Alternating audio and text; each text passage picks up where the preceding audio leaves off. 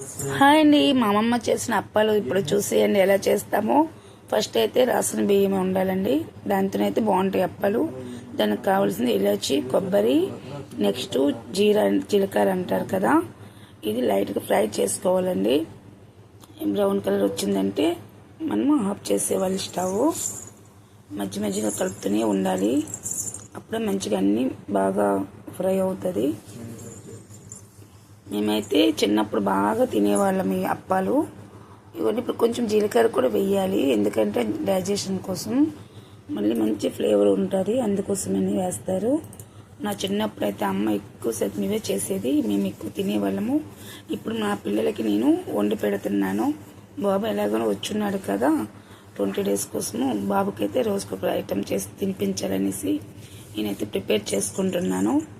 ఇదిగోండి, మధ్యలో అయితే ఇలాచి కూడా వేసాను కదా, ఇప్పుడే మనం వేసి ఫ్రై చేసుకుంటే మిక్సీ పెడతాం కాబట్టి ఆ ఫ్లేవర్ దాంట్లో బాగా మిక్స్ అవుతుంది అనేసి నేను మధ్యలో వేసుకున్నాను. ఇప్పుడైతే ఆల్మోస్ట్ ఫ్రై అయిపోయాయి. ఇప్పుడైతే స్టవ్ బంద్ చేసుకుంటాను. ఇప్పుడు మిక్సీ పెట్టుకుంటున్నాము బియ్యం.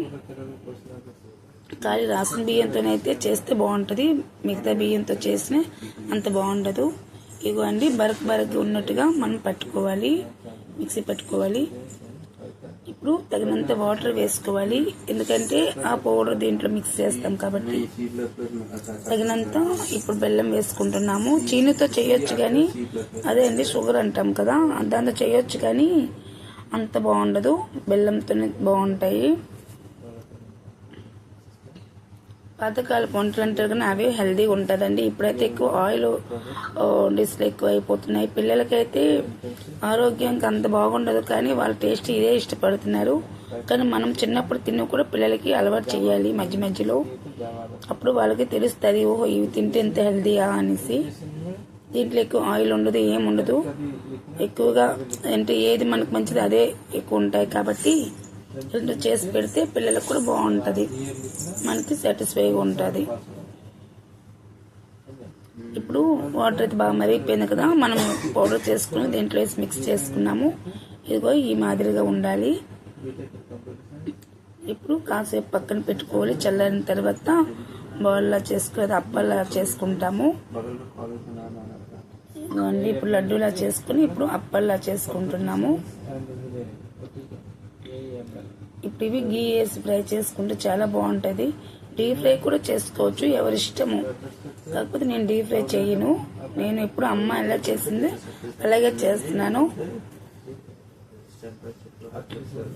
నాకంటే డీప్ ఫ్రై చేస్తే ఆయిల్ ఎక్కువ అబ్జర్వ్ చేసుకుంటుంది అనేసి నేనైతే డీప్ ఫ్రై చేయట్లేదు. నార్మల్గా నేను వంట పెనం మీదే కాల్చుకుంటాను. చూసారు కదా, అన్ని రెడీ అయిపోయేవి. ఇప్పుడు ఒక్కొక్కటిగా ఫ్రై చేసుకుంటాను. ఇప్పుడు గీ వేసుకొని ఫ్రై చేస్తాను. నేను ఎప్పుడు చెప్తుంటాను కదా, తినేది కొంచెమైనా మంచిగా చేసుకొని తినాలి, అప్పుడే హెల్తీగా బాగుంటుంది. నేను నా పిల్లలకైతే ఎక్కువ హెల్తీగా ఉండడానికే చూస్తాను, మంచి ఫుడ్ పెట్టడానికే చూస్తాను.